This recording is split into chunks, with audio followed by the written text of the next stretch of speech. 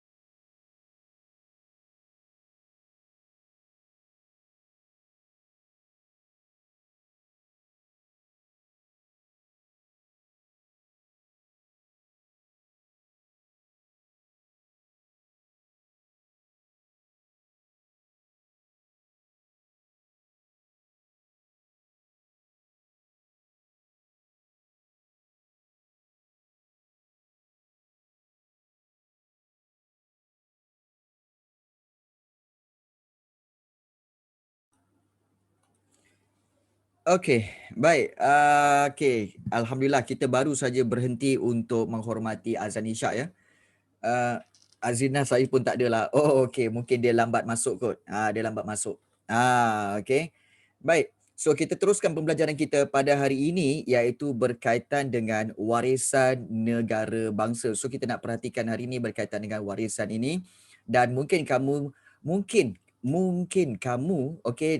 bertanya berkaitan dengan, cikgu, apa yang dimaksudkan dengan warisan negara bangsa, iaitu kita nak belajar tentang kita ni Malaysia. Okey, jadi kita nak belajar daripada mana sebenarnya negara Malaysia ini diwujudkan. Okey, adakah ianya tiba-tiba ada? Jadi kita pernah belajar semasa tingkatan 2 dulu bahawa kita ada kerajaan alam Melayu, betul? Jadi sebenarnya okey, Malaysia ini diwujudkan sejak daripada kerajaan alam Melayu lagi. Dah ada wujud banyak kerajaan-kerajaan. Jadi kita nak lihat latar belakang negara bangsa sebelum kedatangan barat. Sebelum kedatangan barat itu paling penting. Baik.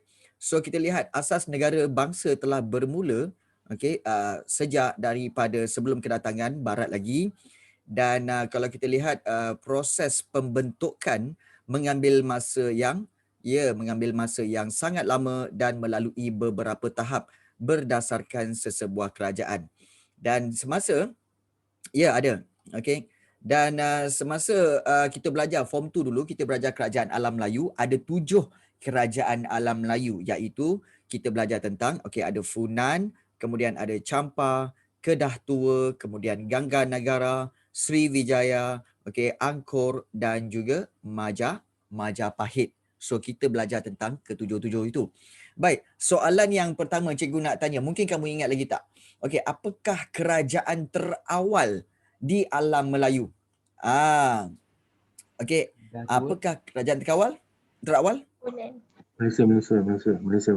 Funan. Funan lah Naki. Ya, betul. Malaysia. Sebenarnya adalah Funan. Kerajaan terawal adalah Funan.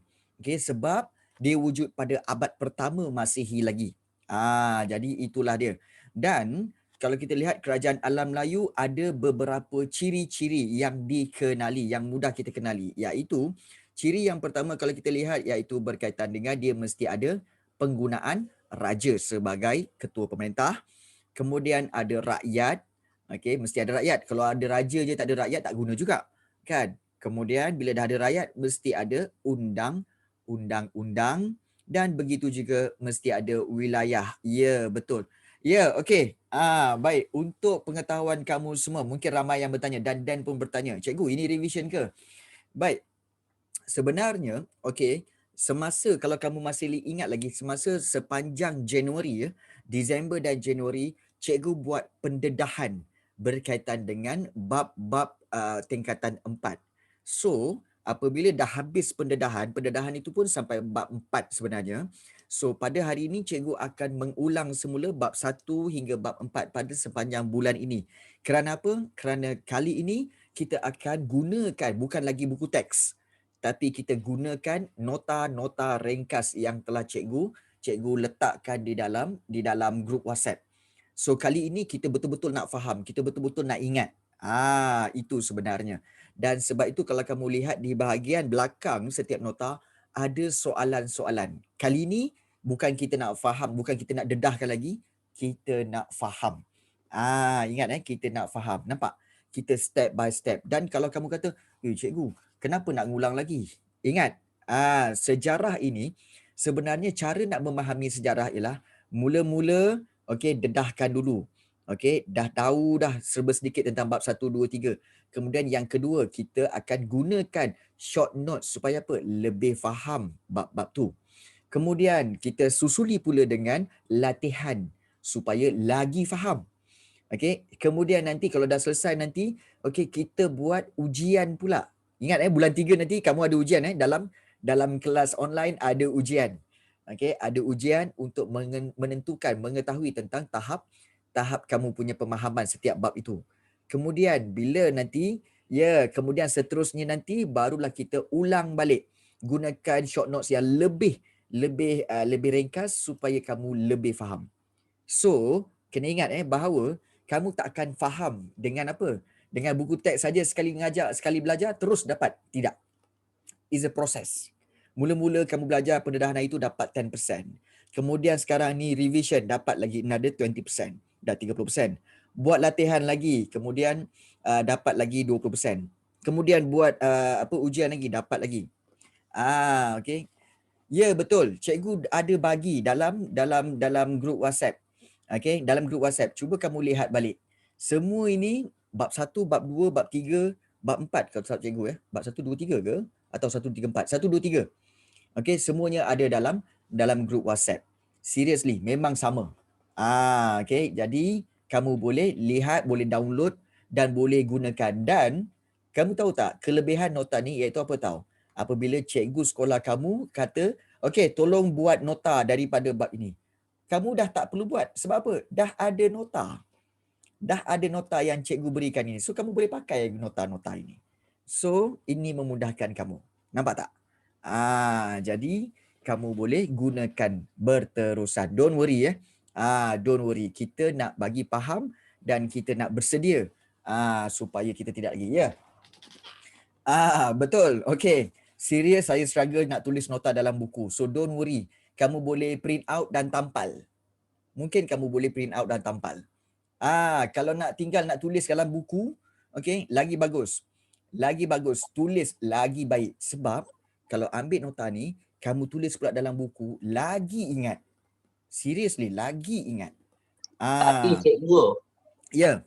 sekolah saya semua, dorang force kita semua tulis panjang-panjang cikgu. Kalau pendek pun dorang letak pangkai yang besar-besar. Cikgu nak tanya, adakah nota tu akan dapat markah? Tak tahu. Tak ada. Dorang cakap untuk markah PDPC.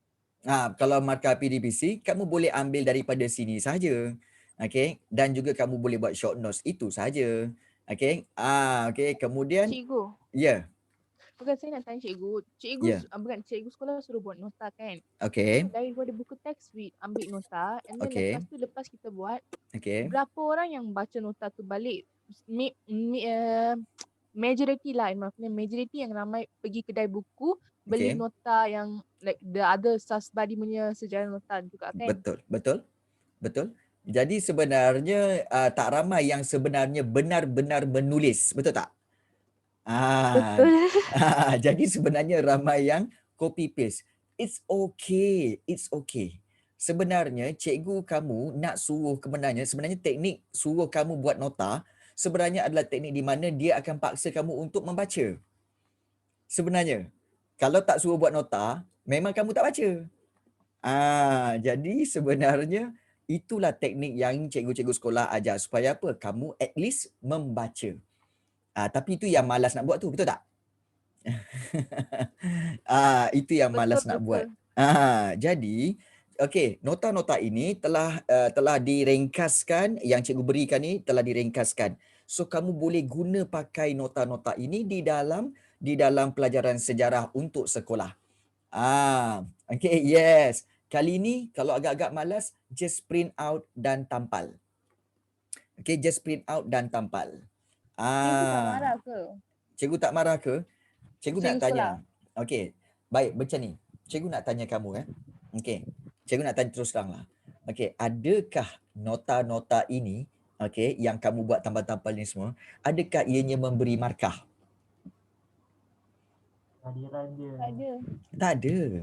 Tak ada. Sebenarnya cikgu kamu tu suruh kamu buat untuk diri kamu. Jadi, ambil je dan buat. Yang penting bukan nota tu yang memberi markah, tapi ingatan kamu bila kamu tampal, bila kamu baca, itu yang penting. Sebab semua ni untuk apa? Untuk peperiksaan, betul tak? See? Betul. Sebenarnya cikgu pun tak tengok nota-nota pelajar. Just yang penting kamu buat. Yang penting kamu buat, itu je dia nak. Betul? Jadi apa yang nak dirisaukan? Jangan risau. Okey? Jangan risau. Jadi orang kata apa, penting untuk buat. Ya, betul. Ya, betul. Kita buat, kita faham sendiri. Betul. Itu yang kita nak. Ini satu semangat yang cikgu suka. Kalau kebat macam mana cikgu? Don't worry. Kebat sebenarnya bergantung kepada soalan. Kebat tu bila ada soalan. Kan? Kalau ada soalan kebat, baru jawab. Dalam nota-nota ini sebenarnya kan, kebat itu tidak diperlukan sangat pun. Yang paling penting, sebab kebat bukan fakta. Kebat sebenarnya apa juga yang berkaitan nilai, moral, berkaitan dengan pengajaran, semua itu akan diberi markah. Don't worry. Don't worry tentang kebat. Okey. Korang ni kan risau sebenarnya. Okey. Mari cikgu tunjuk nota ni Okey, ini nota. Ya, okey, kalau kita lihat nota-nota ini yang panjang ni, okey, berkaitan dengan segala fakta yang ada di dalam buku teks. Okey. Baik. Kemudian kalau kita lihat diteruskan dengan soalan-soalan. Bahagian belakang tu ada soalan ya. Ada soalan dan di soalan inilah baru ada apa? Baru ada dia punya kebat iaitu begini. Bagaimana undang-undang boleh menjadikan negara kita unggul di persada dunia? Beri cadangan. Dan kamu jangan risau. Okey, ada cadangan jawapan lagi. Baik. Sebenarnya terus terang cikgu cakap dalam tempoh tahun lepas sampai sekarang, kalau cikgu nak buat semua nota ni memang tak cukup masa. Memang tak cukup masa. Cikgu ada 5 tingkatan, kemudian nak buat satu-satu bab. Okey, total ada berapa? Total sebenarnya ada lebih kurang 50 bab. Okey, 50 bab. Serius, 50 bab. Jadi memang tak sempat. Apa yang cikgu buat adalah cikgu kumpulkan. Cikgu kumpulkan. Kumpulkan semuanya dan cikgu choose. Dan cikgu letakkan balik, susun balik. Supaya apa? Mana yang sesuai, ini cikgu gunakan. Yes. 50 bab Bayangkanlah form 1, form 2, form 3 dah ada 26 bab.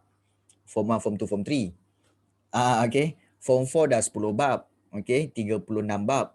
Form 5 ada 10 bab lagi. Okey, 46 bab. Okey, tak kira yang form 4, form 5 yang SPM apa yang Pro Max ni. Okey, yang Pro Max ni lagi ada 19 bab lagi. Dah berapa? Dekat 60-70 bab sebenarnya. Nak buat satu-satu dengan soalan-soalan lagi. Memanglah setahun baru siap.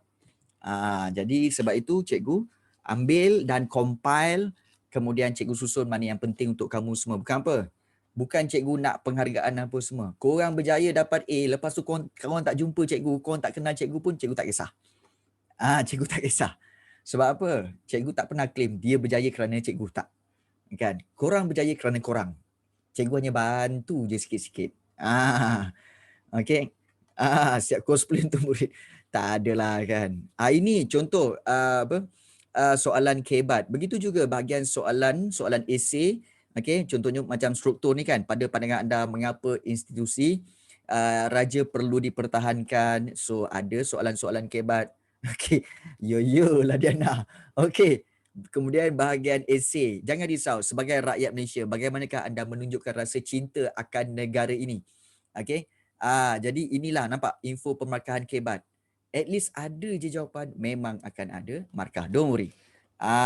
Okey. Kembang hidung. Okey, baguslah kembang hidung. Oksigen banyak masuk. Apalah kau Dan. Okey. Okey, baik. So kita kembali. Okey. Jadi ini segala bantuan yang cikgu berikan untuk kamu semua ya. Okey, bantuan yang cikgu berikan. Okey, berjaya kamu bukan kerana cikgu. Berjaya kamu adalah diri kamu. Cikgu hanya bantu-bantu je kan. Dah lah pula. Ya. Ya. Dah lah cikgu ni ajar pun tak apa-apa kadang kan. Okey. Alright. Jom. Okey. Kita lihat. Oksigen banyak. Yes. Betul. Okey, jom kita lihat.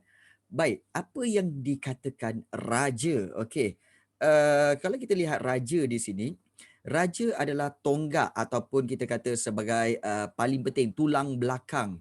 Okey, tulang belakang bagi kerajaan, dan raja diperkukuhkan dengan pentadbiran. Maksudnya kedudukan raja itu akan dikukuhkan dengan ada sistem pentadbiran, dan beliau ataupun baginda sentiasa akan dibantu oleh para pembesar.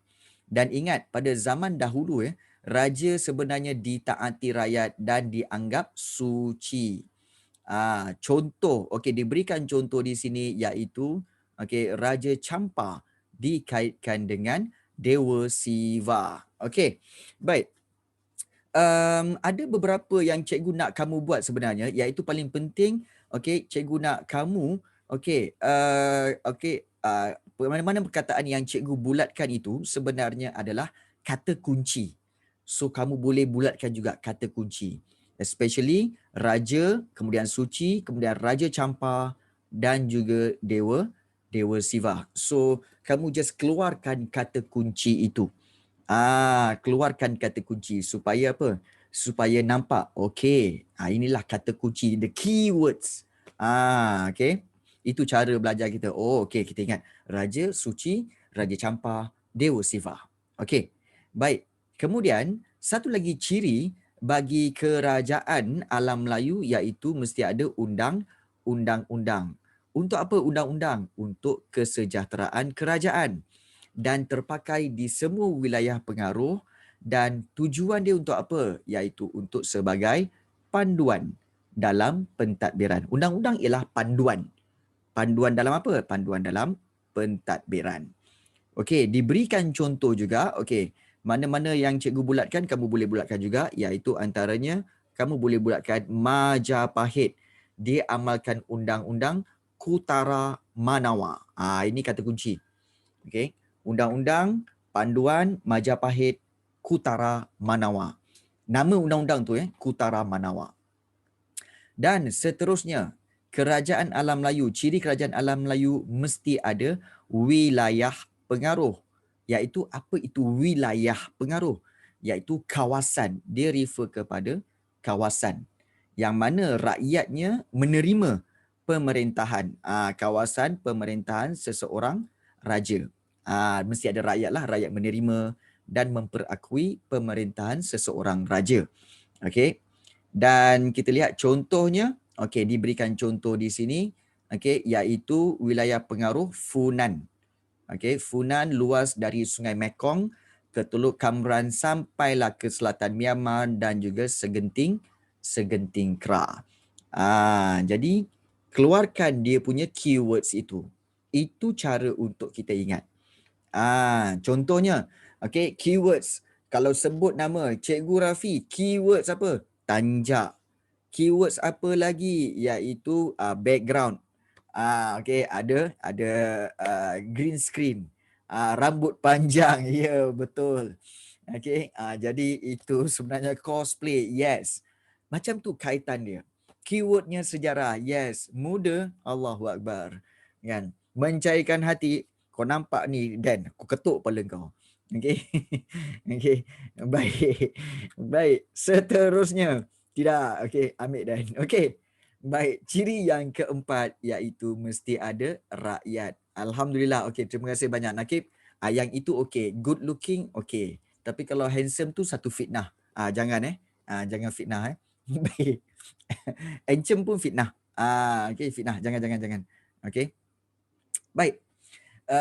Penduduk di dalam rakyat tu apa? Rakyat ialah penduduk. Kata kunci dia rakyat ialah penduduk. Penduduk di dalam sesebuah negara yang mana setia kepada raja dan tidak tidak akan menderhaka. Oh, ada orang menerima fitnah tu dengan baik Okey, baik. Okey. Cikgu tak boleh Okey. Baik. Contoh, rakyat Sriwijaya buktikan kesetiaan mereka kepada raja dengan upacara persetiaan dengan meminum air sumpah. Ini yang kita ada belajar hari tu kan, tentang inskripsi Telaga Batu. Ini kata kunci. Okey. Air sumpah. Okey. Baik, sebenarnya inskripsi Telaga Batu digunakan upacara persetiaan antara pemerintah dengan golongan diperintah dalam kerajaan Sriwijaya. Okey, Yong Tau Fu. Okey, sebenarnya begini. Air dituang, okey, yang dikatakan air sumpah tu, air akan dituang ke atas inskripsi Telaga Batu ni, maknanya di atas batu tu di atas batu dan mengalir ke corong bawahnya. So, di manakah corong bawah itu yang dimaksudkan? Kalau kamu perhatikan betul, inilah corong dia. Tu corong dia. Sedap tak? Manalah orang pernah buat minum benda ni kan? Zaman sekarang tak buat. Jadi, air akan ditadah, okey, dan diminum. Dan diminum oleh rakyat untuk menunjukkan apa tahu? Dia menunjukkan kesetiaan kepada pemerintah. Maknanya tunjukkan setia lah. Jadi dia mesti ada harga nak tunjukkan kesetiaan. Macam orang-orang yang berkasih sayang lah kan. Konon-kononnya nak tunjuk kesetiaan, berikan hadiah, kan, berikan kata-kata manis. Itu semua sebagai menunjukkan tanda kesetiaan. Kononnya, kan. Jadi, okey, itu kononnya lah kan, bagi pick up line, hari-hari pick up line naik muntah kan. Jadi itu sebenarnya. Okey. Tapi bohong. Ya, kan. Itulah Selalunya bohongan. Berpantun. Cuba kamu guna berpantun kan. Pantun. Wajahmu merah bak delima merkah ke kan. Jadi sejuk hati dengar. Okey. Okey. Yang di bawah ni, okey, tentang sejarah ringkas kerajaan alam Melayu. Oh, syek. Ajar berpantun pula. Kamu tanyalah cikgu BM kamu. Tanya cikgu BM kamu. Cikgu dah biasa berpantun dah kan. Berperibahasa. Okey, baik. Pen merah, pen biru. Alalalala, you marah, I hate you. Amboi. Kan? Sudahlah tu. Kan? Mengayat je kerjanya. Okey. Secara inilah kerajaan, okey, kerajaan-kerajaan alam Melayu, okey, iaitu kerajaan Funan, dan juga kita ada kerajaan seperti kerajaan Sriwijaya, kerajaan Champa, okey, kemudian juga berkaitan dengan kerajaan Majapahit beserta kerajaan Melayu Melaka. Okey. Untuk pengetahuan kamu, okey, segala nota ringkas berkaitan dengan kerajaan-kerajaan ini sebenarnya tidak akan masuk dalam peperiksaan. Hanya untuk pengetahuan sahaja ya. Dalam buku teks pun tak ada yang ini, detail ni tak ada. Okey, detail ni tak ada. Ini semua diambil daripada tingkatan 2 dulu punya nota. Diselitkan untuk pemahaman. Don't worry. Okey. Ya, lega. Don't worry, tak adalah. Okay, don't worry. Begitu juga Kesultanan Johor Riau ni. Ini hanya maklumat tambahan. Even dalam buku teks pun mana ada yang ini. Betul tak? Tak ada. Tak ada right. So, paling penting hari ni, kita akan terus kepada ciri-ciri negara bangsa daripada Kesultanan Melayu Melaka pula. Terkejut pula ringkasnya. Okey. Kesultanan Melayu Melaka. Baik. Kita tahu selepas kerajaan alam Melayu ada 7 tu kan, iaitu Funan, Champa, Angkor, Kedah Tua, Gangganegara, Sriwijaya dan Majapahit. 7 tu. Selepas sahaja tamat kerajaan-kerajaan itu, bermulalah kerajaan Kesultanan Melayu Melaka. Okey, pada tahun 1400. Betul? Okey, baik. Jadi Kesultanan Melayu Melaka juga adalah salah satu contoh negara bangsa. Negara bangsa Melaka memang hebat. Sebab mereka, Kesultanan Melaka, ada sistem pentadbiran tersendiri, ada peraturan, ada masyarakat tersusun dan corak politiknya yang tersendiri. Jadi, ciri pembentukan negara bangsa yang kukuh pada zaman Kesultanan Melayu Melaka adalah dengan adanya beberapa perkara ini. Ada 6 perkara kat sini ya. Okey. 6 perkara. So cikgu bulatkan antaranya iaitu mestilah ada kerajaan, kemudian ada rakyat, kemudian ada kedaulatan, kemudian ada wilayah pengaruh, okey, dah 4. Mesti ada undang-undang dan juga ada lambang, ada lambang kebesaran. So ada 6. Okey. So ciri-ciri pembentukan negara bangsa pada Kesultanan Melaka ada 6. Kerajaan, rakyat, kedaulatan, wilayah pengaruh, undang-undang dan lambang kebesaran. Okey. Lambang kebesaran Malaysia banyak sekarang. Jata negara, bendera Malaysia, jalur gemilang. Itu semua adalah lambang kebesaran Malaysia. Ya. Cikgu Rafi lain, okey. Lain. Baik. So, kita lihat paling penting kamu kena ingat rupa-rupanya kalau negara bangsa alam Melayu tu ada 4. Kalau kita kembali kepada yang atas tadi, ada 4, okey, iaitu adanya raja, kemudian ada rakyat, okey, kemudian ada undang-undang dan juga ada wilayah pengaruh. Beza ke dengan Melaka? Melaka ada tambah 2 lagi. So kalau kita lihat ciri-ciri negara bangsa Kesultanan Melaka ada tambah 2 lagi, iaitu kalau kita lihat, okey, raja tadi tak ada tetapi dia terus menjadi kerajaan.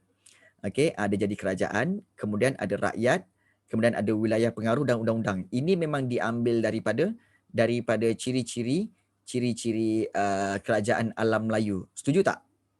Kan? Okey, raja tadi jadi kerajaan, okey. Kalau ciri alam Melayu, raja, rakyat, wilayah pengaruh, undang-undang. Tapi kalau Kesultanan Melaka, dia ada kerajaan, rakyat, wilayah pengaruh, undang-undang.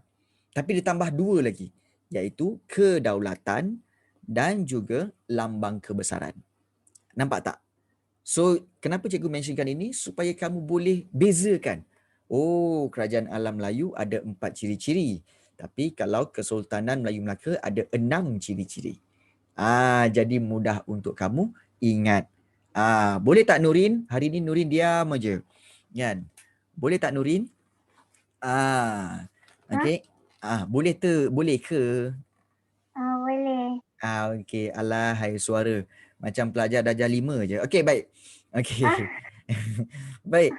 Seterusnya. Okey. Kalau kita lihat, okey. Okey. Kalau kita lihat dalam pemerintahan Kerajaan Alam Melayu, okey, ada 2 golongan, iaitu golongan pemerintah. Ini kamu boleh highlightkan juga, dan juga golongan yang diperintah. Golongan pemerintah iaitu apa? Iaitu golongan seperti sultan dan para pembesar. Para pembesar ya. Tapi kalau rakyat, okey, adalah golongan yang diperintah. Di bawah rakyat ada apa? Di bawah rakyat ada golongan apa? Hamba. Yes, betul. Di bawah golongan rakyat mesti ada hamba. Rafi. Ya, okey. Ya. Sudahlah Afif. Korang ni kan ada je. Kan, Nurin duduk diam-diam tu jangan dikacau. Kan? Ada je nak bergaduh. Ada je modal nak bergaduh. Sudah. Kan? Okey. Tak benda lah adik. Okey. So kita lihat di sini ya. Berkaitan dengan, first of all, kita lihat tentang kerajaan. Okey. Kerajaan, kenapa dipanggil kerajaan? Kerana adanya raja. Sebab itu kerajaan. Bukan sebab ada kera bukan sebab ada kera. Bukan. Jangan buat hal. Okey. Okey. Bukan ada kera tapi ada raja. Jangan buat pasal. Okey. Baik.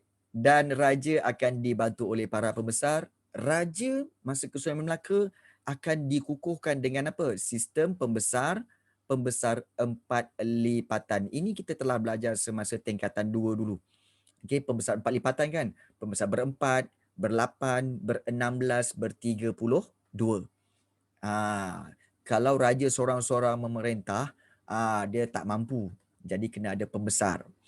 Dan pemerintah Kesultanan Melaka menggunakan gelaran sultan setelah kedatangan Islam.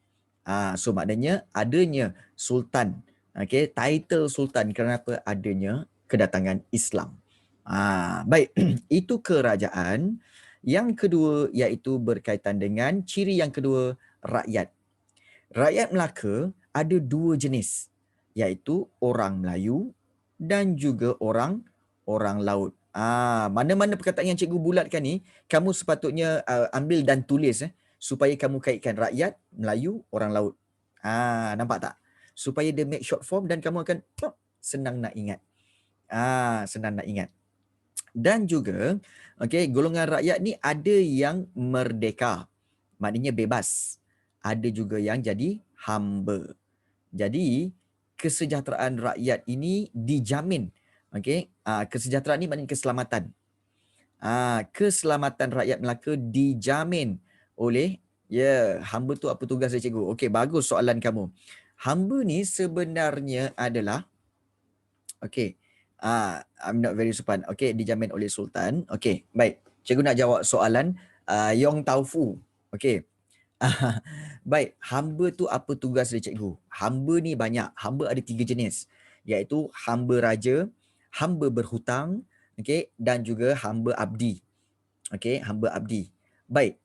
Kebanyakan hamba-hamba kalau di negara luar, ini terus saja cakap. Kalau di negara luar, hamba-hamba tu barang. Hamba ialah barang. Di mana hamba itu, hamba perang, betul. Ada hamba perang. Di mana hamba-hamba ini akan digunakan untuk apa? Untuk segala-gala yang diarahkan oleh tuan dia. Okey. Kalau buat lawak tak gelak lawak tu tu bukan hamba pandai, tu hambar. Aku dush juga nakib ni sekarang. Okey, baik. Baik.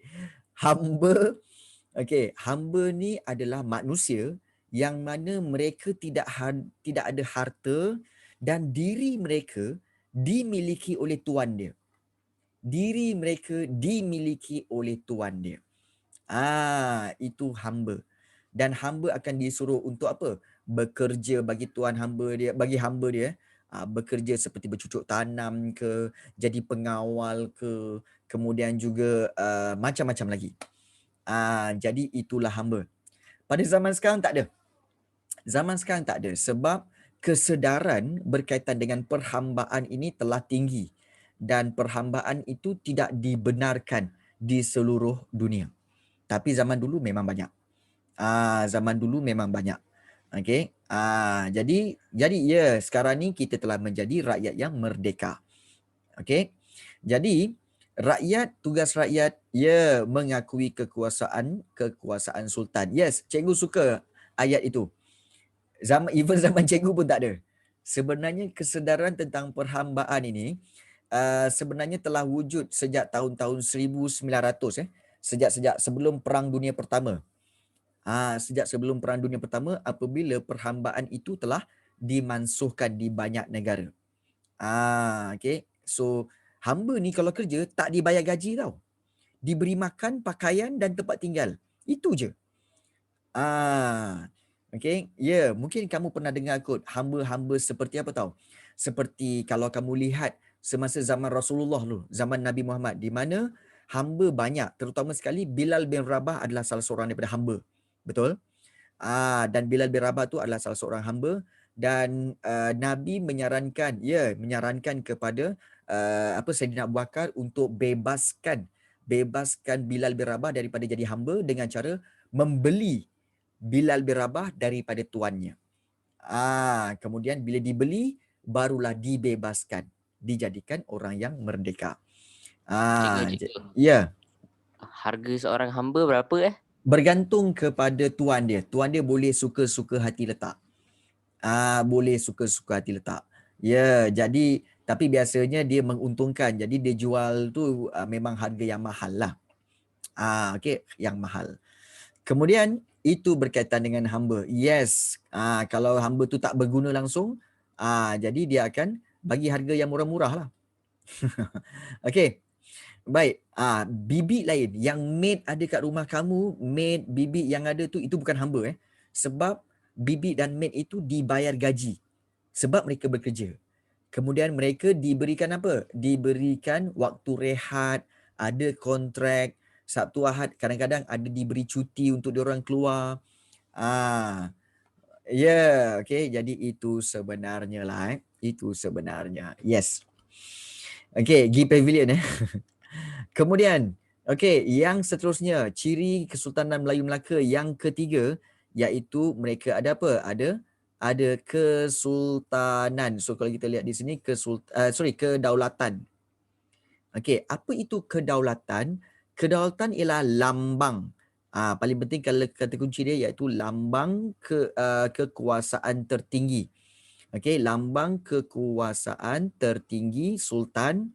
Dan dengan kedaulatan inilah baginda akan mengawal rakyat dan wilayah. Sebab itu kalau kita lihat balik semasa kalau katakan sultan datang ke tempat orang ramai, tempat rakyat rakyat akan melaungkan apa? Rakyat akan melaungkan daulat tuanku, daulat tuanku. Maknanya apa? Kekuasaan tertinggi oleh tuanku kepada kami. Kuasa yang paling tinggi oleh tuanku kepada kami. Itu yang dipanggil daulat tuanku. Itu dipanggil kedaulatan.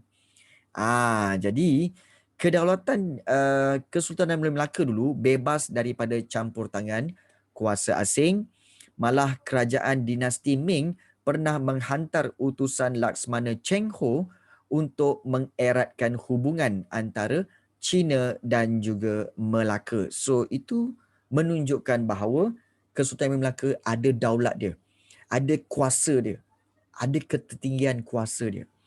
Itu sebenarnya kedaulatan raja-raja tau.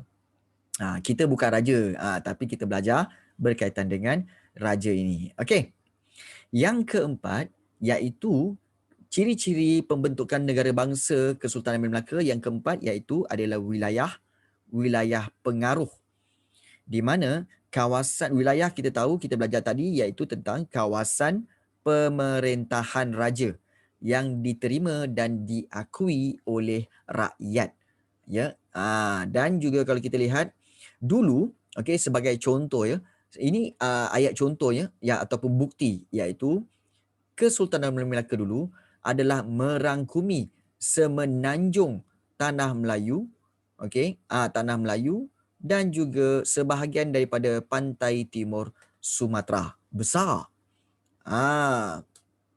Ya, kalau rakyat tak mengakui kekuasaan raja itu, maka maknanya kawasan itu bukan dimiliki oleh Kesultanan Melaka, tapi dimiliki oleh kesultanan yang lain. So maknanya luasnya kawasan ataupun wilayah Kesultanan Melaka ni kerana apa? Kerana rakyat yang ada dalam tu semua mengakui, oh, sultan kami adalah Sultan Melaka. Pergi ke Aceh. Aceh di Indonesia, Sumatera. Aceh cakap apa? Okey, sultan kami adalah Sultan Melaka. Pergi ke Palembang. Palembang di Sumatera, Palembang kata apa? Rakyat Palembang kata apa? Oh, sultan kami adalah Sultan Melaka. Menunjukkan bahawa apa? Itulah dia wilayah pengaruh bagi Kesultanan Melayu Melaka. Okey, kemungkinan besar ya, sebab itu dinamakan Selat Melaka. Why? Kerana Melaka adalah sebuah kerajaan yang sangat besar pada waktu itu. Sebab itu dinamakan selat itu Selat Melaka. Ya, kemungkinan besar. Baik, soalannya macam mana Melaka boleh sampai besar macam tu?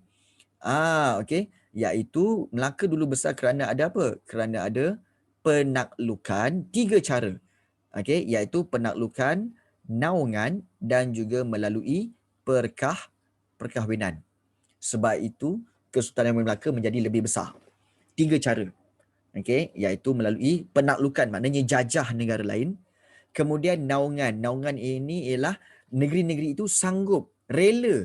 Kami ni daripada contoh kami ni daripada Kedah. Kami ni negeri Kedah nak duduk di bawah naungan Melaka. Boleh tak? Melaka kata apa? Boleh.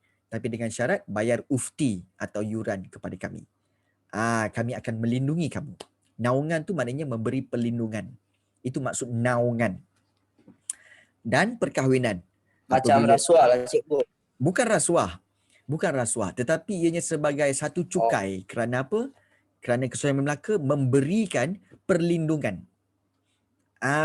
Perlindungan. Contohnya contoh macam negara kita sekarang kan. Kalau kita ni macam kita fikirkan, kita ni dilindungi ke? Siapa yang melindungi kita? Dan kita tak bayar apa-apa pun. Sebenarnya kita ada bayar. Kita bayar cukai, okey. Kalau kita kata, kami ni pelajar lagi cikgu, mana ada kami bayar cukai? Sebenarnya ada bayar cukai, iaitu apabila kamu membuat pembelian-pembelian. Contohnya apabila kamu beli makanan di McDonald, ada bayar cukai. Kan? Kemudian bila kamu membeli barang-barang, ada cukai. Cukai itu digunakan untuk apa? Cukai itulah yang kerajaan ambil untuk bayar gaji kepada tentera. Bayar gaji kepada polis. Untuk apa? Tentera dan polis akan menjaga kamu semua. Nampak tak? Itu cara dia. Itu kegunaan cukai. Okey. Jadi itulah yang berlaku. Okey. Okey. Jadi jangan kamu fikir cukai ini sesuatu yang membebankan. Tidak. Cukailah yang membangunkan negara. Dan setiap tahun, cukai negara kita kutip seluruh Malaysia, kerajaan persekutuan kita kutip 248 bilion. Ya, 248 bilion. Ataupun 248 ribu juta. Itu maksud bilion 248 ribu juta. Yes, memang banyak. Dan itu untuk apa? Itulah untuk bayar bil elektrik sepanjang jalan raya kat luar rumah kamu tu. Siapa yang nak bayar? Kan? Korang nak bayar? Memang taklah. Kan? Jadi siapa yang nak bayar? Kerajaan yang bayar. Tu sampah, lori sampah tiap-tiap minggu. Dalam depan rumah kamu ambil 2-3 plastik sampah kamu, buangkan. Ada dia minta bayaran? Tak ada. Tapi kamu kena bayar cukai pintu kan. Setiap 6 bulan atau setiap setahun akan bayar cukai pintu. Cukai pintu itulah yang akan digunakan untuk bayar kepada lori-lori kutip sampah tu.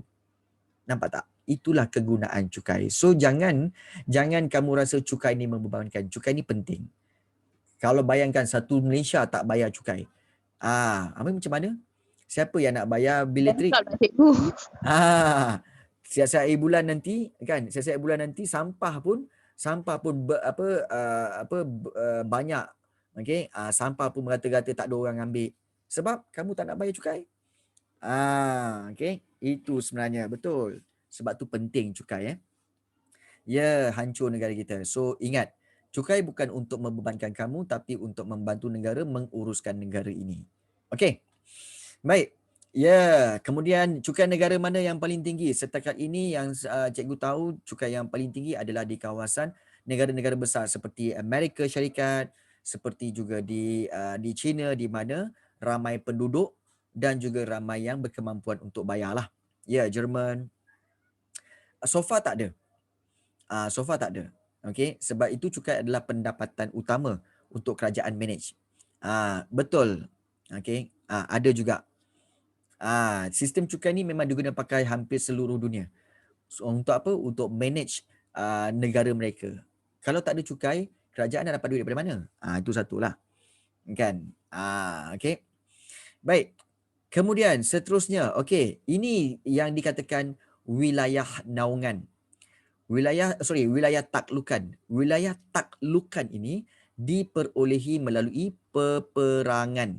Maknanya berperang. Dan Melaka menang melawan Pahang, okey, Kuala Linggi, okey, juga Kelantan, Rokan, Indragiri dan Kampar. So itu adalah wilayah taklukan. Wilayah-wilayah yang diperoleh melalui peperangan.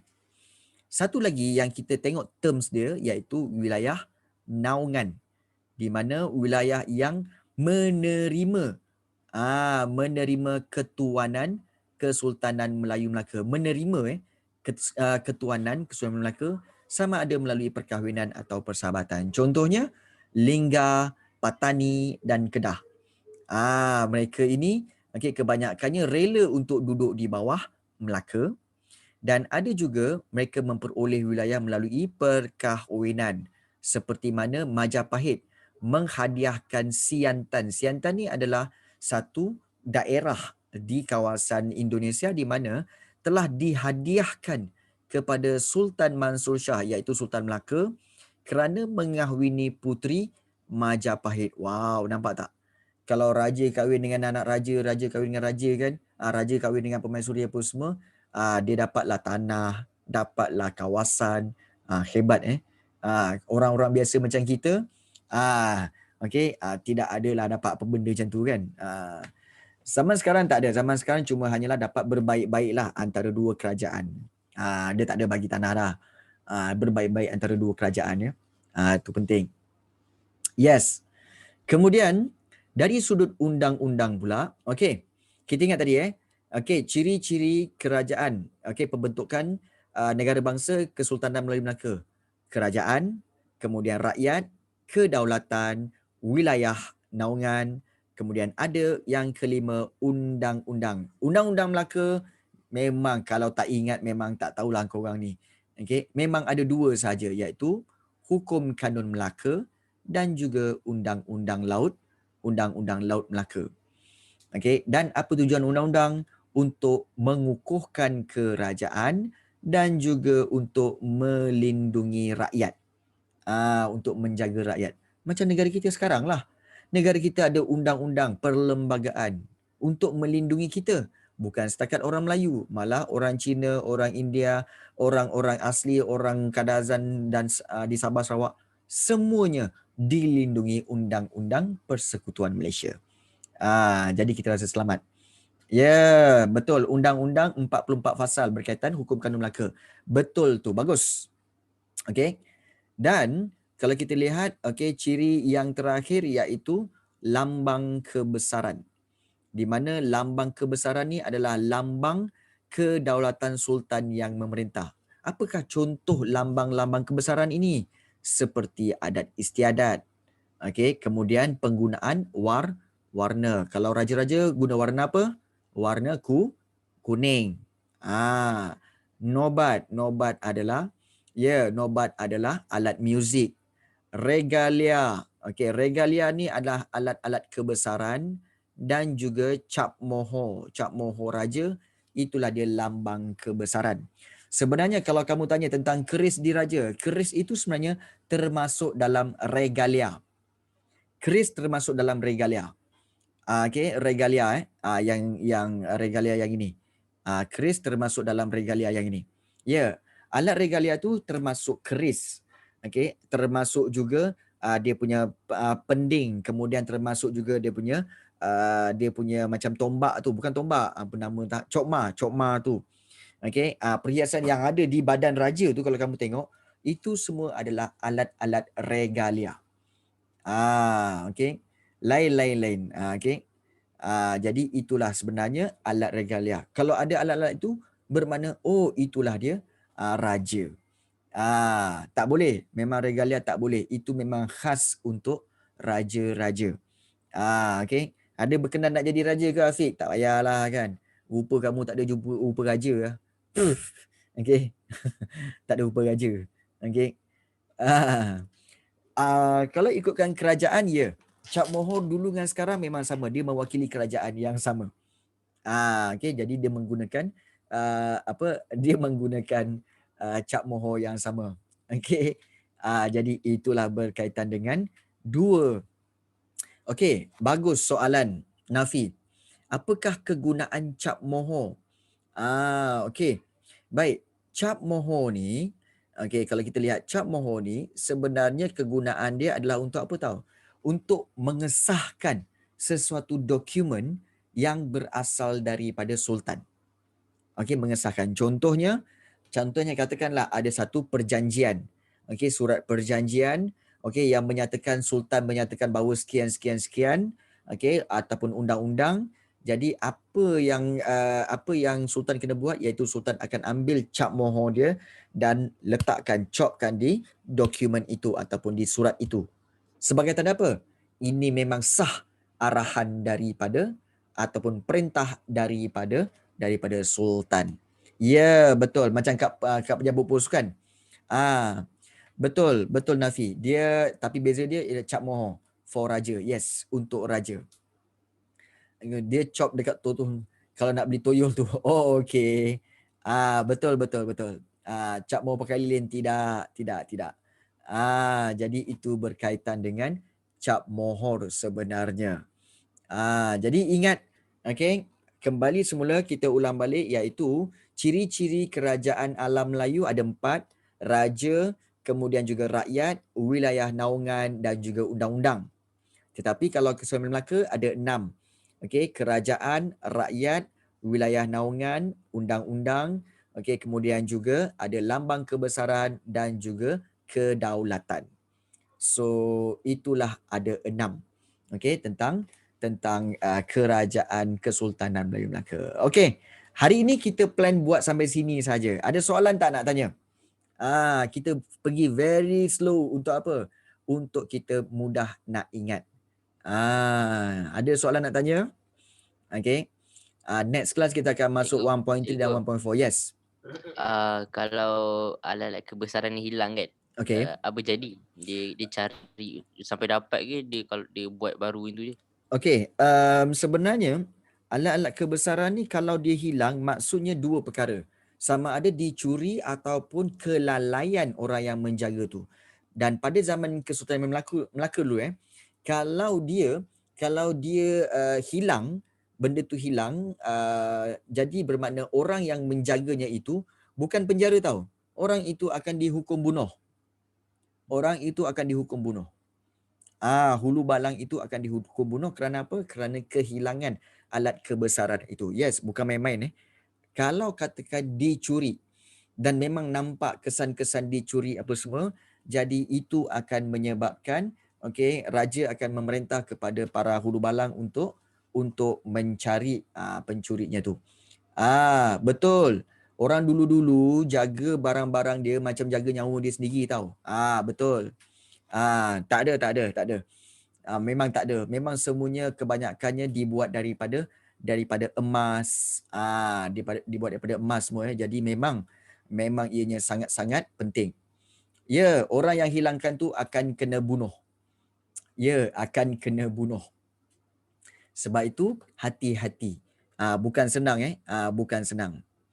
Kalau kau ni Hafir, itulah nampak kau punya soalan. Itu menyampan nak layan soalan kau ni kan. Maaf Soalan kau cikgu. tak apa-apa je. Maaf. Raja hilangkan apalah kau ni. Raja mana ada pegang benda-benda tu.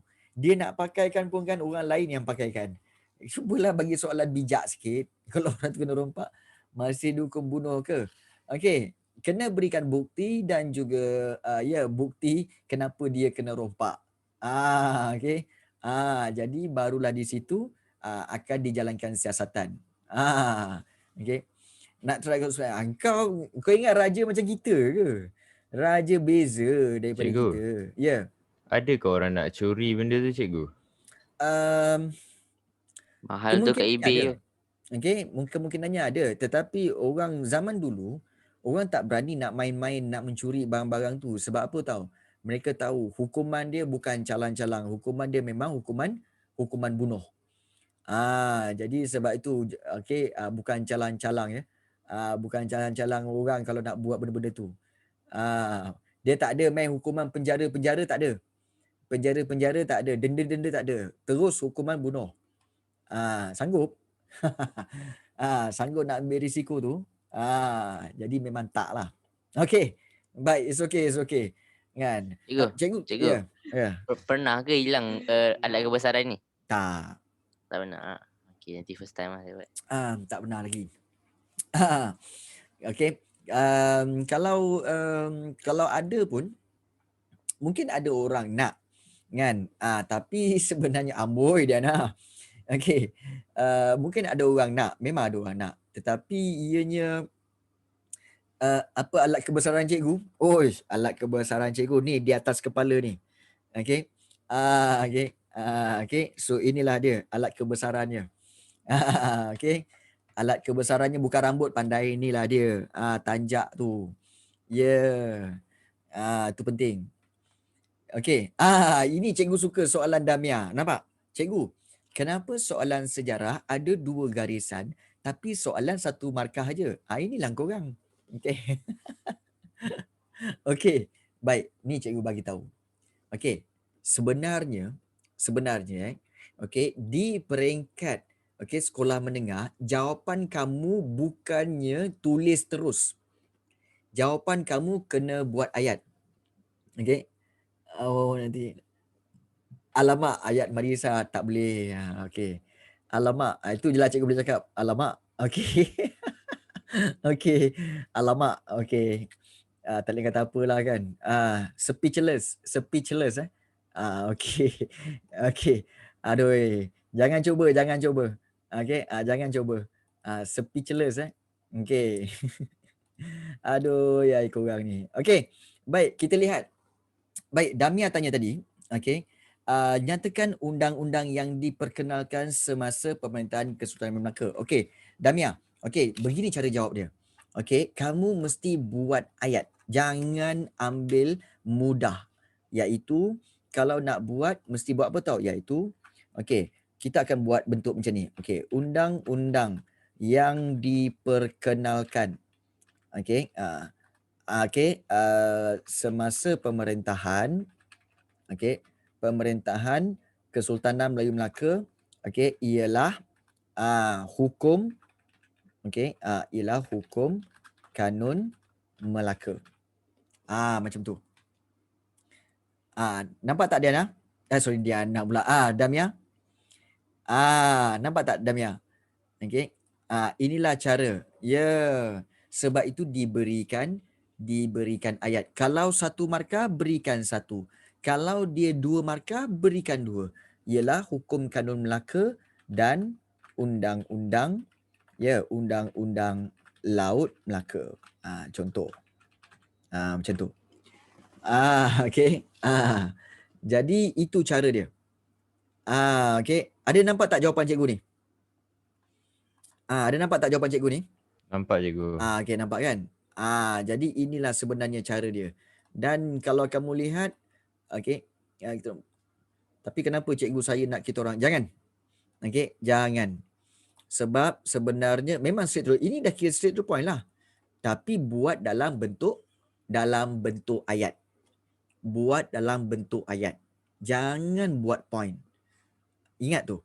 Ya, ada ayat permulaan. Diambil daripada mana? Ya, diambil daripada undang-undang yang diperkenalkan ni. Cikgu ambil daripada atas tu. So itulah yang cikgu ambil. Okey. Tu penting untuk kamu ketahui. Jangan saya cakap okey. tak boleh. Okey, soalan nak tanya. Okey, kalau tak tulis dia punya soalan tu salah ke? Tak salah. Kamu boleh buat pendek je, iaitu contohnya kamu boleh buat seperti apa tahu? Ya, okey, iaitu cikgu ambil okey, undang-undang yang diperkenalkan ialah pun boleh juga. Okey. Undang-undang yang diperkenalkan ialah Hukum Kanun Melaka dan Undang-Undang Laut Melaka. 4 maksudnya kita kena kasih isi dua huraian. Okey, baik. Ingat garisan itu tidak membawa apa-apa. Yang penting bila nak jawab, lihat peruntukan markah. Itu penting. Lihat peruntukan markah. Yang ini satu markah. Juga. Okey. Jadi tak ada apa-apa pun. Okey. Tak ada apa-apa. Okey. Macam tu juga yang ini. Cikgu rasa yang B tu kamu juga boleh jawab. Iaitu caranya Sultan dibantu 4 orang pembesar. Sebenarnya garisan ini sebenarnya untuk memberi memberi kemudahan kepada kamu. Sebab kena ingat bukan semua pelajar dia punya font size dia 12. Tak. Ada pelajar font size dia 11. Ada pelajar font size dia adalah 16. Kena faham tu. Kena faham. Garisan yang banyak tu sebenarnya untuk apa? Untuk pelajar-pelajar yang font size dia 16, 18. Jadi sebab tu buat banyak. Jadi kan kalau kamu menulis, bukannya size font kamu tu sama dengan size font orang lain, tak. Okey. Jadi itu sebenarnya. Kena faham Jangan risau tentang ruang ni. Okey, contohnya kita lihat soalan yang C. Apakah kepentingan undang-undang dalam Kesultanan Melayu Melaka? Okey. Bukan pemerisa kurang jelas penglihatan. Okey, tapi sebenarnya pemerisa ingin membantu kamu. Okey, kepentingan undang-undang. Okey. Baik, so kalau kita lihat di sini, ingat bila kamu nak jawab kepentingan undang-undang ini, okey, paling penting kamu tengok berapa dia punya markah. 4 markah. Bila 4 markah, kamu kena buat at least 2 fakta, 2 huraian. 2 fakta, 2 huraian. Kita list je kebaikan. Tak ikut textbook. Boleh. Tak ada masalah. Okey, boleh. Mana-mana jawapan yang betul dikira markah. So jangan risau sangat sebenarnya. Ramai pelajar yang takut nak menjawab. Tapi sebenarnya tak perlu takut. Benda ni sebenarnya tak ada masalah pun. Contohnya, okey cikgu buat contoh. Okey kat sini. Okey, kita tengok ada cadangan jawapan mengukuhkan kerajaan, melindungi rakyat, menjamin ketenteraman, menjamin keharmonian kan. Kemudian melindungi keselamatan pedagang. Okey, so kita boleh buat. Okey, ayat dia macam mana? Okey, ayat dia okey, kita akan buat seperti kepentingan. Cikgu akan ambil daripada ayat dulu. Kepentingan undang-undang. Okey, ialah ataupun kita nak buat lagi cantik, kita buat dalam Kesultanan Melayu Melaka. Adalah apa? Adalah untuk ambil yang pertama. Untuk mengukuhkan kerajaan dan melindungi rakyat. Titik. Kemudian terpulang. Boleh, tapi buat apa kamu nak buang masa nak bagi sampai 10? Ingat. Okey, soalan perlu dijawab dalam tempoh yang diberi. Okey, nampak? Okey, seterusnya. So kita nak buat ayat baru, okey. Selain itu, okey, selain itu.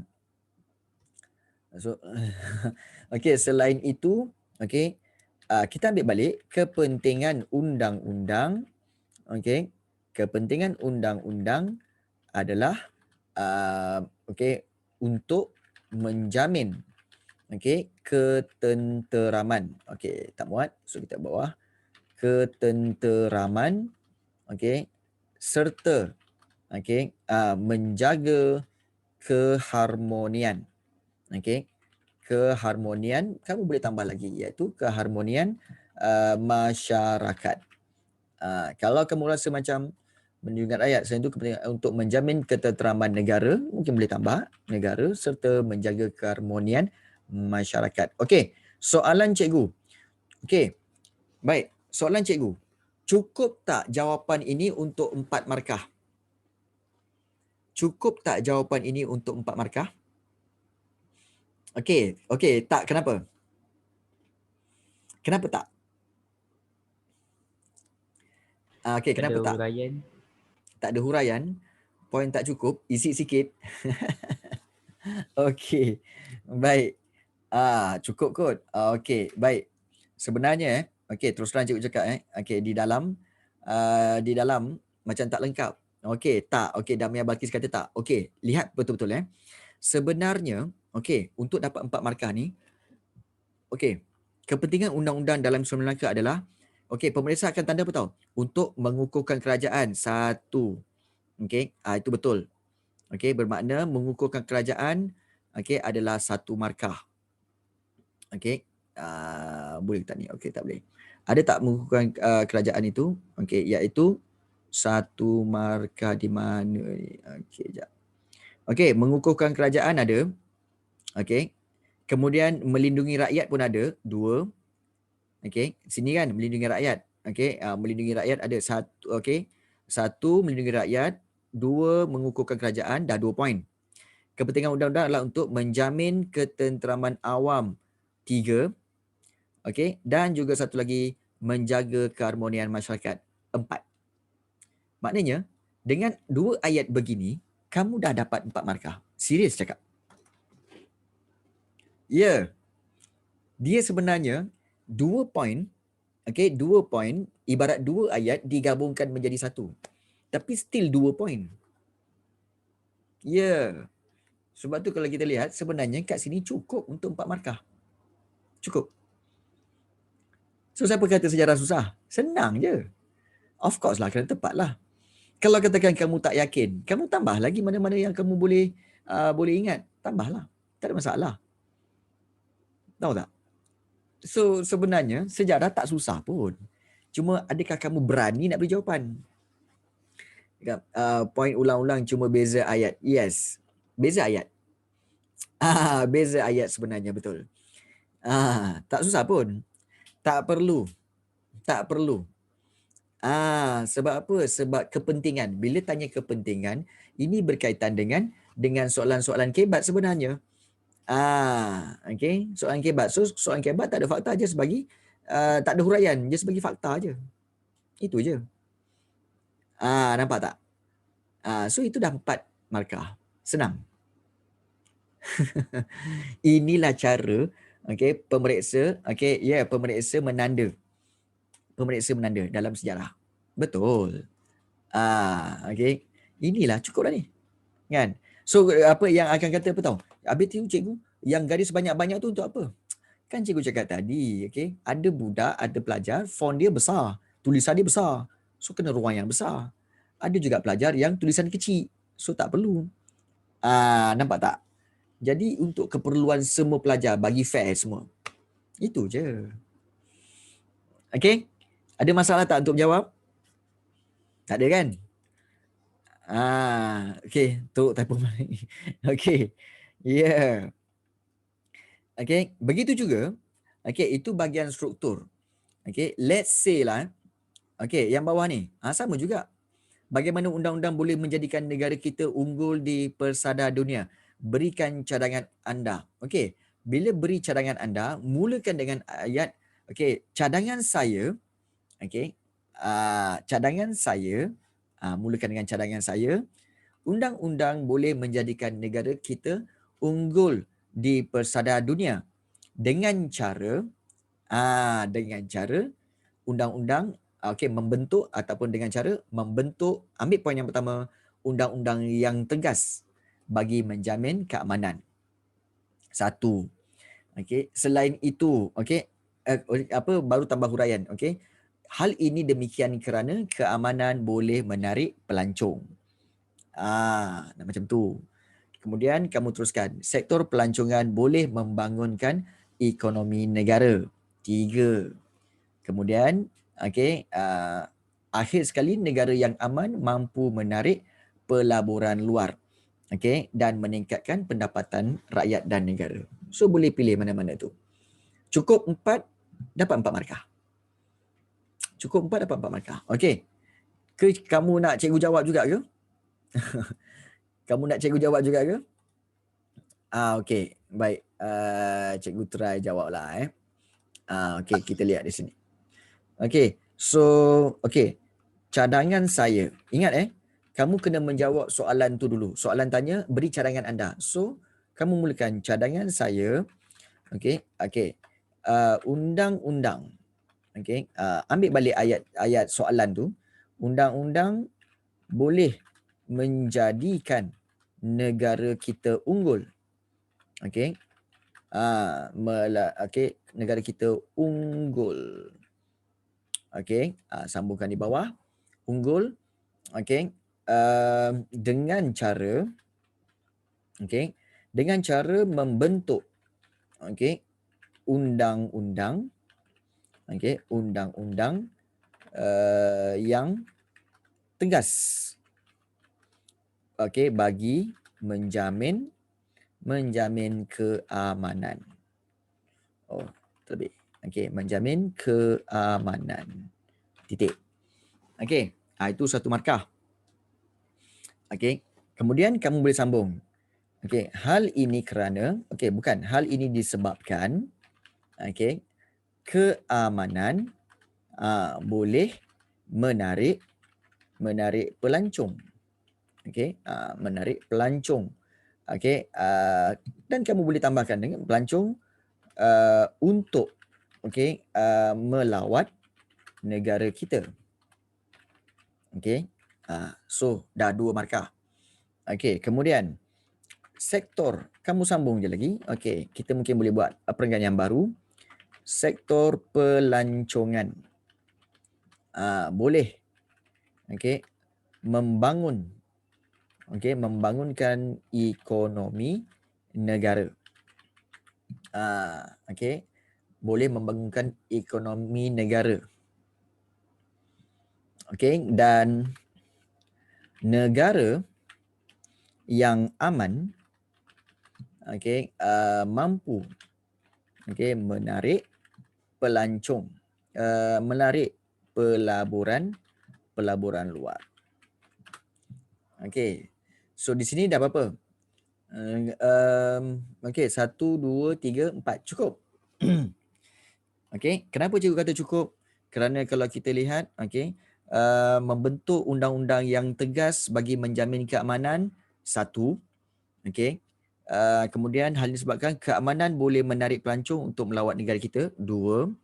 Kemudian yang ketiga, sektor pelancongan boleh membangunkan ekonomi negara, 3. Dan negara yang aman mampu menarik pelaburan luar, 4. Cukuplah 4 markah. Sebab peruntukan markah ialah sebanyak 4 markah kat sini. Okey. Nampak tak cara menjawabnya? Nampak jelas. Ya, nampak jelas. Itu sebenarnya. Tak susah pun. Tak susah pun. Siapa kata susah? Okey, ada lagi nak tanya? Tentang soalan, bagus soalan ini. Ini adalah teknik menjawab yang sebenarnya diguna pakai di peringkat SPM. So kamu praktis daripada sekarang, insya-Allah. Insya-Allah SPM kamu jangan risaulah. A dalam tangan. A dalam tangan insya-Allah. Okey. So itu sebenarnya Hani Sofia. Begitu juga soalan 6 markah ni pun sama juga. Kalau katakan 6 markah ke ataupun juga 8 markah ke, sama je. Okey, gunakan penanda wacana untuk menambahkannya. Untuk menambahkannya. Dan cikgu ada dengar berita beberapa orang pelajar dalam kelas ini yang telah mendapat result peperiksaan yang lalu, okey, dan mereka dapat A. Betul ke? Mungkin beberapa orang mungkin boleh reveal. Okey. Okey, dapat peperiksaan. Okey, alhamdulillah. Okey. Tahniah kepada yang telah dapat A. Cikgu tahu ramai yang pelajar ini yang telah mengikuti kelas sejarah cikgu. Okey, daripada tahun lepas lagi start PKP dulu, dan alhamdulillah mereka telah berjaya untuk menduduki peperiksaan dan dapat A. Okey, so tahniah. Okey, ramai cuma mungkin dia tak nak mengakulah kan. Alhamdulillah, terima kasih banyak Afif kan. Cikgu, okey, sebarang A tu bukanlah datang daripada kehebatan cikgu, bukan. Okey, cikgu tak mengakui cikgu hebat. Yang hebat ialah kamu semua. Sebab kamu yang menduduki peperiksaan, cikgu tak. Cikgu hanya membantu sahaja. Okey. Jadi siapa yang hebat? Kamu yang hebat. Yes, usaha sendiri, cikgu bantu je. Okey. Ya, alhamdulillah. So, okey, Aisyah betul juga. Aisyah dengan cerita Aisyah pun dapat A Aisyah pun dapat A untuk sejarah sebelum ini. Siapa cakap? Mak kamu cakap rasanya. Okey, mak kamu cakap. Okey. Ya ke? Okey. So baik, ya. Yeah.